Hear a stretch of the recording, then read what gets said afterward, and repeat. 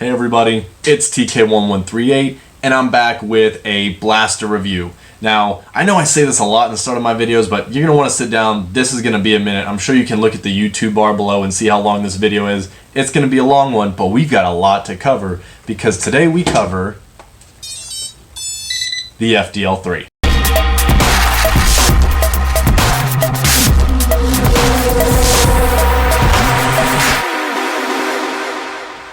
Right, so jumping right in.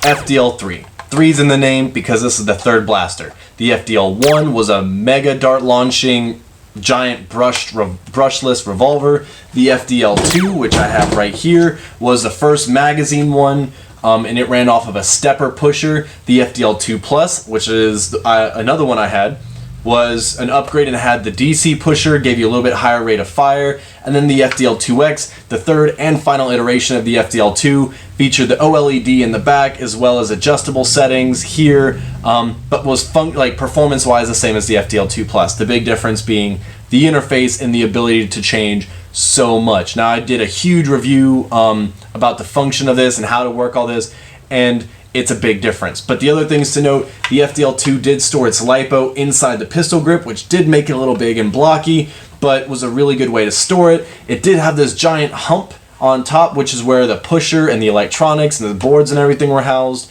It did have an option to get a stock attachment plate or a sling plate. It had a button, single trigger, but a button for it. A paddled mag release here, which came in later iterations. Horizontal flywheels, and of course mine's got a bunch of extras on it, including a tag cam on it, an ammo counter, and the ammo counter IR beam housing. So that's just a quick rehash of the two, but it's important because I'm going to reference a lot of these things in this review of the 3 because it's important to know your roots. So the first things we're going to notice about the 3 is, where is our hump? Our hump is gone, ladies and gentlemen. We have that nice flat top that we were requesting. And when I say we, I'm talking about the FDL user group. A couple, to let you know how quickly developed this blaster was and how efficiently Jesse did it. A few months ago, Jesse did a poll on the FDL user group about what do you want to see in the next iteration of the FDL. And 95% of people commented about aesthetic and ergonomic things. And one of the biggest ones they said was a better profile. And so now we have that. We have that nice thin top, that flat rail, gives you lots of rail real estate for optics or a camera or whatever. And so it's a very different shape. Now, to compare it to the 2, this blaster is about as thick as a Strife. Let's check. So this blaster is a little thicker than a Strife, not counting the battery tray.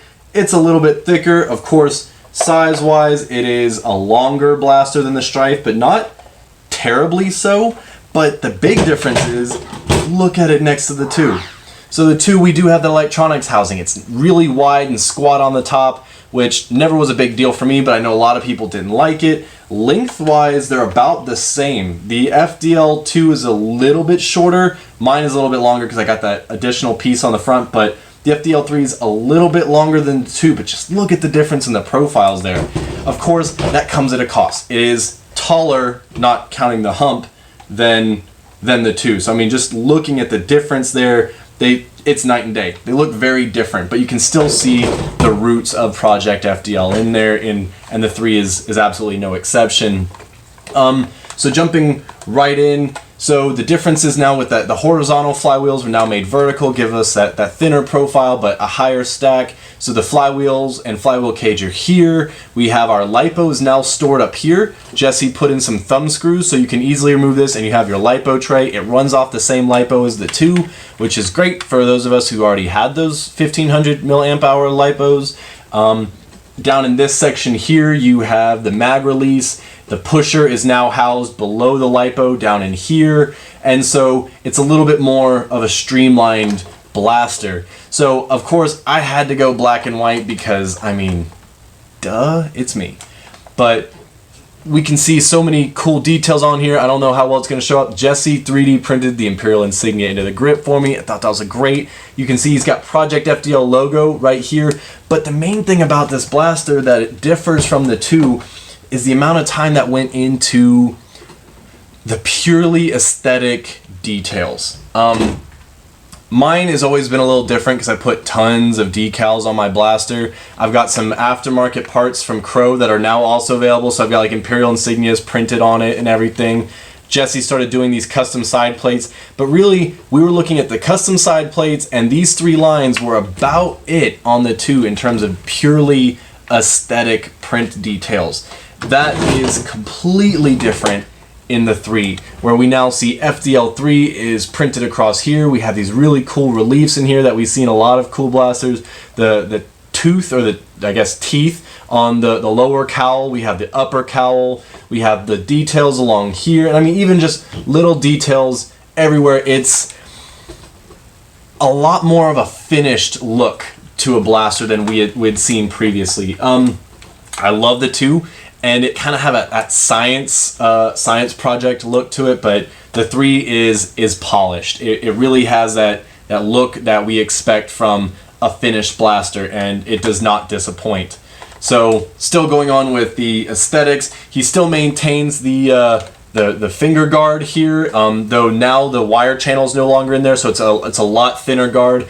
We have a sling point built right into there, but the grip, guys, this is going to go to both aesthetics and ergonomics. So much more time went into this. So it's now a 3-part grip. Mine's still black, but you can get this in a different color, so you can get this really cool stripe on here. But it's got finger grooves in there and everything, so it's a much nicer fit.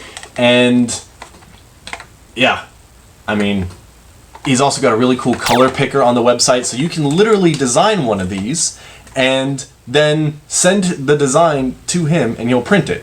For instance, this is the blaster he printed. This is the blaster I designed. Pretty close. Including like he even printed Stormtrooper into the actual blaster. Yeah, that's I guess what we've come to expect from Project FDL in terms of, like, him and Jackie make such a great team in terms of putting all the details in there. But I think that pretty much well covers the aesthetics of it. And so I guess we're going to go into the ergonomics. As I mentioned, the FDL user group as a whole was very much in favor of improving some ergonomic things about the 2 that we felt could be improved on, and even people who aren't owners felt could be improved on, or maybe it was a reason why they didn't get a 2. It's blocky, it's wide, it doesn't it doesn't sling like many other blasters do. And then the mag release. A lot of us have gotten spoiled with our stripes and everything, that we're used to being able to just flick the mag release and drop the mag. That's not possible in the 2. Now I've adapted, and I usually hold my blaster here, and so I can just pull a new mag and drop one in without much of an issue. But a lot of people weren't super thrilled with that, and even though it got better, because the original FDL-2 had a push button here, it now has a tab or a paddle, and it's an improvement. But on the 3, he takes it a step further. So, get my mag out. Very much like the 2, you'll see we still have a little paddled mag release. It's a much smoother action than we saw on the 2 because of a difference in the magwell. So the magwell's 2 print pieces this time, where the original one was only 1 piece. So that with the additional beveling and what do they call it, flaring of the magwell, it's a much smoother fit in there. And then we got the same little paddled mag release. But this is where it gets really interesting. The FDL-3 has 2 mag releases. And I don't mean like an Alpha Trooper with the same mag release on each side. I mean like 2 linear mag releases. So we have this paddle here, but what's kind of hard to see is we also have this paddle right there. Now this paddle is your bump paddle and allows you to one-hand mag release just like you would in a lot of other primary blasters. So you can easily just drop it out and put in another one without even having to change your stance. You can also do it one-handed if you fire this one-handed. So huge improvement and something a lot of people requested. And then getting into something else a lot of people requested, it has a trigger, guys. As I said, the FDL-2 had a button, which I like. Now we have a clicky trigger. It does have like a good 15 or 21 amp micro switch in there. Probably the same ones we all like the modders put in their blasters. I know I've got a 21 in here, and it's that same clickiness. So it feels like a Strife, the trigger does. I'm not a huge fan of it.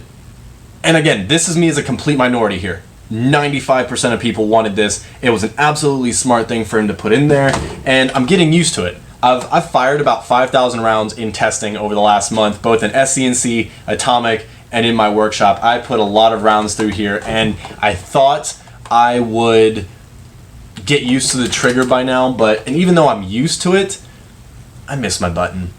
I'm a weirdo. I admit that. I miss my button. But everyone else, you're going to be pleased to see that we have our clicky trigger in there. So there you go. The other thing we'll see here is that this is called the Mag Gripper foregrip. Now, right now, currently there are 2 foregrips available. There's the Mag Gripper and the Hip Shooter. I'll post a picture of a blaster with the Hip Shooter here. That was the one that a lot of people saw in the original drawings and the original releases of the FDL-3. But Jesse is going to, according to Jesse, we're going to see a couple of different variations coming out over the next couple of months or years or whatever that you'll be able to customize, I know. So this one, being the Mag Gripper, is meant so your hand is on the mag. It's got a nice steep ledge here, so it kind of gives you that ability to hold the front of the blaster up, and that's really important, and I'll get to that in a second. But also gives your hand a good stop, so you're not like, grabbing the front of your blaster. So it's I really like it. Then you have the Hip Shooter, and I think he's got another one that he's called the Rifleman.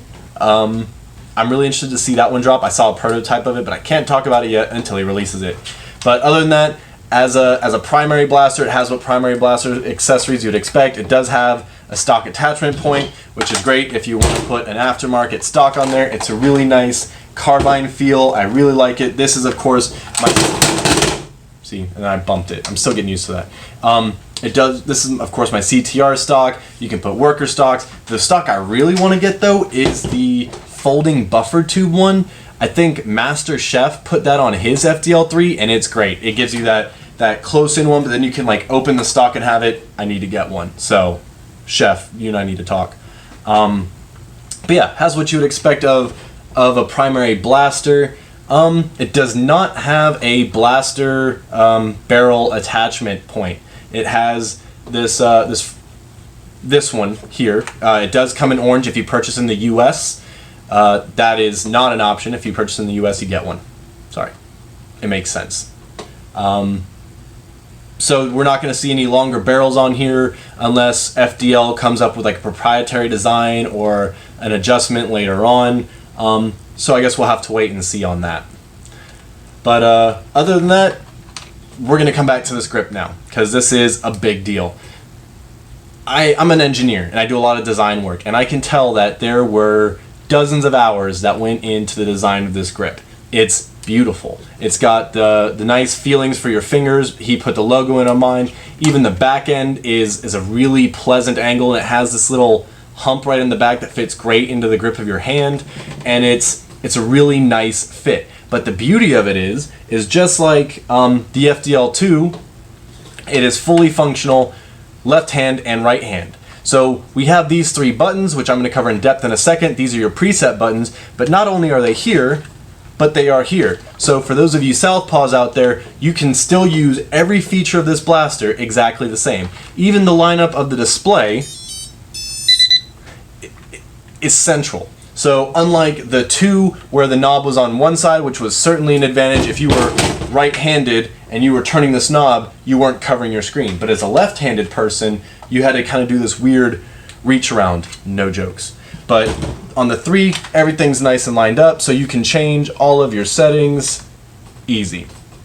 So the grip is a huge improvement, but that's because the lipo is no longer housed in here, so he had a lot more room to design. There really wasn't much you could do with the 2, with the lipo in there.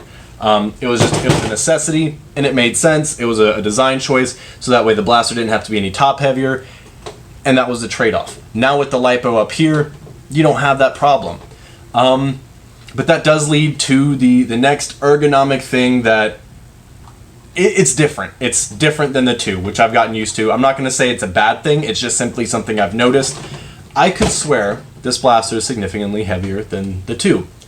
That is not correct. It is 0.2 kilograms heavier, so it does have some additional weight to it, but it's not like overly heavy. But in design, you have to give and take. There are compromises and there are costs. So one of people's biggest complaints about the 2 was the electronics housing, also referred to as the hump. It's huge, it's wide, it's blocky, and it doesn't give you that nice, clean, straight line across for it. So optics get tricky because you have to kind of like look over this hump. It's tricky. But what that did do was put your pusher and everything else right on top of your grip. And with your lipo in the grip, the majority of the weight of this blaster is here and back. So when you're holding it one-handed, it's got a really nice balance to it. All you really have over the front is the magwell and the motors and flywheels, which compared to the rest of it don't weigh much. So one-handed, this blaster is really nice and balanced, and so when I'm playing games like Atomic where I'm running and shooting one-handed, this is awesome. With the 3, we have the pusher motor is no longer here, it's down here. We do still have the board and the OLED up here, but everything else has moved forward. The wiring runs along the entire front of this blaster. The lipo is no longer in the grip. The lipo is now in front of the grip. So what that means is we've transferred a lot of that weight from directly in or on top of the grip forward. That does give us the ability to have this nice smooth rail that everybody wanted, but the cost is this blaster is now front heavy. Now that's not terribly odd. Most blasters are front heavy. My Strife, when I put a lipo in it, is a little side heavy because it's not symmetrical, but you get used to it. This one does have more weight on the front, and so what I noticed after my first day of using it, and I ran it for hours at SENC and at Atomic, is that I started developing a callus right there on my finger. It was a little bit raw until I developed that callus. Now I have no problem one-handing this thing, other than the fact that I have to account for the weight. But that's because I am holding a significant portion of the weight of this blaster on this finger. Now, if you're holding it two-handed, there is zero issue. There is no problem at all. I'm only talking for those one-handed cowboys out there, which occasionally I am. I have a flair for the dramatic, so sometimes I just like to blah! And I got some really great videos of me doing that. I'm actually going to post one right now.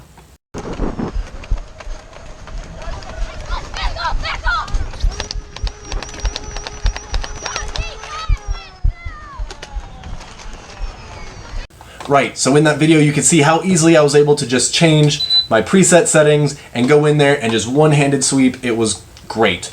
But that's because I've started developing this callus. So for those of you who do one-hand these blasters, just understand it's something you're going to have to get used to. But with the two-hand function, piece of cake. This gives, I mentioned earlier that it has this nice tight curve right here, and that is fantastic for two-handed shooting because now that weight is really nice and evenly distributed, and I like it. So the next big thing, which I believe is the single most important part of this blaster, are these 3 buttons I mentioned earlier. Now, a small history lesson. I've already reviewed that the FDL-2 had 3 iterations, the 2, the 2 Plus, and the 2X. I ran a 2 Plus, and I really enjoyed it because it had the knobs on the side that allowed you to just turn your burst setting, your motor speed, and even your, the burst setting. So you could go from 1 round, 2 round, 3 round, full auto. So what was great was while I was shooting, I always had it in 2 round, but I could easily just, without taking my eyes off it, switch it to full auto and hose. With the FDL-2X, we switched to the OLED. Now, while that did give us more control, like I could change the minimum spin, the maximum spin, the spin up rates, all of that in here, it did mean that like swapping between settings took longer. Now, Jesse put in 3 presets, so I could make all my settings, save it to save 1, save 2, save 3, and I could swap between them. But that still meant I had to look at the screen, push the button, change the menu, push the button to select again. And so what I see in a lot of my gameplay footage is me looking at the back of my blaster when I need to switch. So if I'm picking off targets who are like trying to run up on a flag and then they rush, I have to sit and look down and switch to full auto and go. Now, so if I'm changing my presets, technically you could open the burst menu and just do it anyway, and it was very much the same, but I like my presets. That has been completely worked into the 3. People still were buying the 2 Plus even after the 2X was released, which is a really good sign as a business that people were buying even the previous generations. But that's because a lot of people like that tactile feeling of being able to instantly switch between one setting and another. I completely get it. If I were to buy another 2, it would have been a 2 Plus, just so I'd have a 2 Plus and a 2X. But now that I have the 3, I have all of that worked in together, and that's really, really nice. So I have these 3 buttons, which change my presets. But that's not all they do, because Jesse wanted to make sure we had the ability to decide what we wanted to do with these buttons.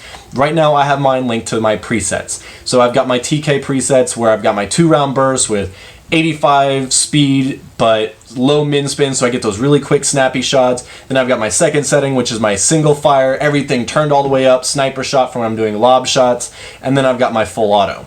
But while I can put it in preset mode, I can also change it to speed, which this is a great setting if you play a game where there's lots of kids. Because if I put it in speed mode, I can now put it in 40% speed, 70% speed, and 100% speed. So that gives me that ability to instantly, like if I'm running up and there's a kid right behind me, just to drop this thing into 40 and shoot him without leaving like too much damage on the kid, right?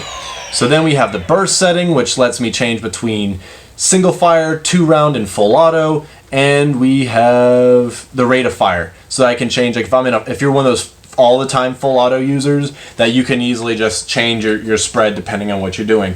So that gives you a ton of function with these buttons, and is, again, in my opinion, the single biggest improvement on this blaster. I love the grip, I love the top rail, but these, because when I'm playing SENC, I can easily switch settings without having to look down, and looking down takes my eyes off the field, and if people see me looking down, they know it's the best time to shoot me. Can't tell you how many times I've been shot because I was playing with my blaster. It's a lot of fun to play with, but so we have that in there. Among the user interface, there's also a new setting called fire mode. Now in fire mode, that changes the function of the trigger. I'm saying the trigger because there's only one Jangular. There's only the trigger. There is no rev trigger. There will never be a rev trigger. I'm giving you a hard time. But anyway, so the trigger setting gives you a lot of interesting options. For instance, this blaster has a safety. Really cool. I mean, as a nerd and as, you know, someone who really enjoys the tech of blasters, I think that's a really neat feature to have in there, just so you don't accidentally discharge the blaster. But then we have the trigger mode, which when you put it in trigger mode, when you pull the trigger, it fires the blaster. Why? I mean, that of course does. What else does a trigger do? But with brushless motors and this whole setup, there are various ways that the trigger connects with the board and reacts with the pusher. So with the trigger, it's going to speed up to the proper speed that you have preset in here and then fire the dart. And then every time I pull the trigger, it's going to continue firing the dart. Fairly straightforward, right?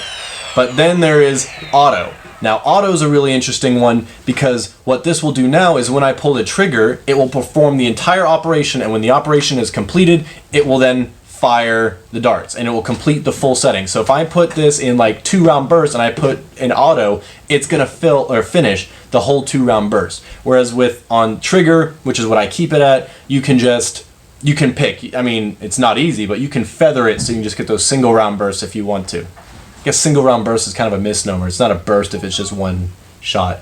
But that gives you the auto setting, which is a little bit less detailed, but it gives you that knowledge that when you pull that trigger, it's going to shoot 2 darts. And then there's the cache setting, lovingly referred to as the Bobololo setting.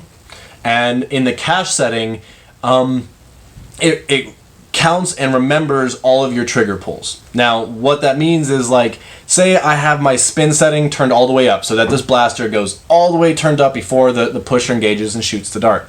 When I put it in cache mode, that means if I pull this trigger 2 times before the motor spin up, when the motor does finish spinning up, it's going to shoot those 2 trigger pulls. So I haven't quite found out why I would need that, but I like having it. There's so much about this blaster I love having. You can control the brightness, you can control the presets. It's great. And I really feel like it's an improvement over the 2 in a lot of ways. But like the advent of the 2X, like the 2X did not make the 2 Plus obsolete. And I'm still going to be running my 2X a lot. It seems crazy because I have this shiny new 3, but like I really like the one-handed function of this. I like the small, I guess it's not really that much of a smaller profile, but I like the feel of it. So if I'm shooting a game where I know I'm going to be running one-handed, I'm probably still going to use my 2X. Now, the biggest reason I can still do that is because performance-wise, these blasters are very, very, very similar. I have probably fired 20,000 rounds through my 2X in the time I've had it, including through chronographs, at big events, at small events, and I've probably put about 4,000 or 5,000 through the 3, and performance-wise, they are very, very close. Again, you'll see a little bit of an improvement in FPS out of the 3 because of new cage geometry that Jesse put in there. So I was hitting like some mid to high 160s and an occasional, like if I get my settings just right, I can hit about 172. Whereas my FDL 2X was hitting high 150s and sometimes into the 160s. I'm getting about, I'm not going to put a number on it because every blaster is a little bit different. That is important to remember. They just are. But it's an improvement in terms of performance, in terms of FPS. For accuracy, I tested this one a lot because I'd gotten so used to the horizontal flywheel system and then making it vertical, I didn't know what to expect. The accuracy is about the same. The grouping is the same. It's hard to tell. If I hadn't labeled my videos with little cards in there, it would have been hard to tell which one was firing, other than hearing my trigger pull in there. But the grouping is very much the same. Accuracy is about the same. There is, with this difference in cage geometry, there is some weird, not weird, there is a change in the blaster once you pass 85% speed. This was something that Aiden, Jesse's son, had noticed during an Atomic game, and I was like, oh, that's interesting. And then I started testing it, and he's right. The kid's very observant. I can't call him a kid, he's a teenager, but he's really, really smart, and he's a monster on the field. But yeah, so he was noticing that the blaster performed differently, and so during testing, I actually found out that is completely spot on. It seems like we're almost hitting this critical level of how much grip the wheels are getting on the dart. And so I've actually been keeping mine between 85 and 90% speed and having really good results, less whirly birds, and still getting very close to the same FPS performance that I was getting out of 100. It's only like 4 FPS difference. So I really enjoyed that, but it's something I'm going to be testing out a lot more. Even though I fired thousands of rounds, I still feel like there's more to learn about this blaster. But getting back to my original point, I don't think it replaces the 2. If I had to pick one or the other, of course, I'd pick the 3 because it functions so much better, and having that ability to switch settings is huge. If I only could have one or the other, it would be the 3. But as a user who does a lot of different game styles, from big HVZ games like N-Ward to 120, 150 person SENC games, but then I also do 5v5 Atomic competitive format stuff, having both blasters is really nice. Also, I don't know, I'm not an overly sentimental guy, but I don't think I'd ever be able to get rid of my 2, not with the history we've had. So, all in all, I believe Jesse of Project FDL, as well as Jackie, his partner, in lots of ways, knocked this one out of the park. I can see her, I can see Jesse because I know him so well, I can see him in this blaster, but I also see so much of Jackie, and they're hydro dipping these to an extent that they were doing in the 2s, and like Sirius has one that's got the skulls and everything on it. It's amazing, and I know he sent one out up to Athens that was hydro dipped. Jackie is knocking it out of the park with the hydro dipping. We like nothing less than we would expect from Project FDL. It's a solid blaster. It does retail for a little bit more than the 2X, but I feel like that's worth it. I mean, there's a lot more design time that went in it, and there's a lot more components and wiring and switches and all this sort of stuff. So it's an investment, but so is this hobby. And it's not to say you have to pay to win, but like, I love the function. Like, did you guys catch me caressing that? I wasn't like caressing it lovingly, though I have before. My wife says I'm not allowed to sleep with it in the room anymore. I was actually getting a little bit of dirt out, but it just looked weird. But it's really good. If I don't look like super excited, it's because I've had a month, and I didn't want to just do another review, because that's one thing I noticed about my FDL2 Plus and 2X reviews, is I was so excited that I was just like, it's great, it's great, it's great, it's great. And it is great.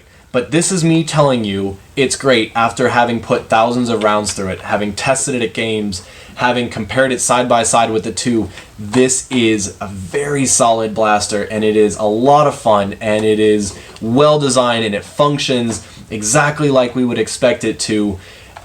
And that's without the whole new energy to it, like, it's amazing. So, I mean, take that for what it's worth. That's why this video is coming out so late. Why I didn't make it as soon as I got this blaster in my hand, is I really wanted to get that feel for it before I made a review. Because we all know the FDL2 is good, and the FDL3 is good. So many people buy them, they're expensive. If you've got more than 100, 150, maybe 200 people now who bought these blasters at that price tag, you know there's a reason, and it's not just for a wall trophy. It's the best blaster I've ever used. I'm taking that's the level I'm trying to hit here. Is the 2X was the best blaster I've ever owned. So I'm going to be super critical of the 3, because I mean, like, it's got a really high bar to pass, and it did. It's an improvement. I really do love this blaster, and I highly recommend it. If you have any questions about it, you can comment down below. I'll answer anything I can. I will be doing a more in-depth video, but that's gonna be more for like users of the 3, like how the different buttons really work, and getting into the settings and accuracy stuff of that.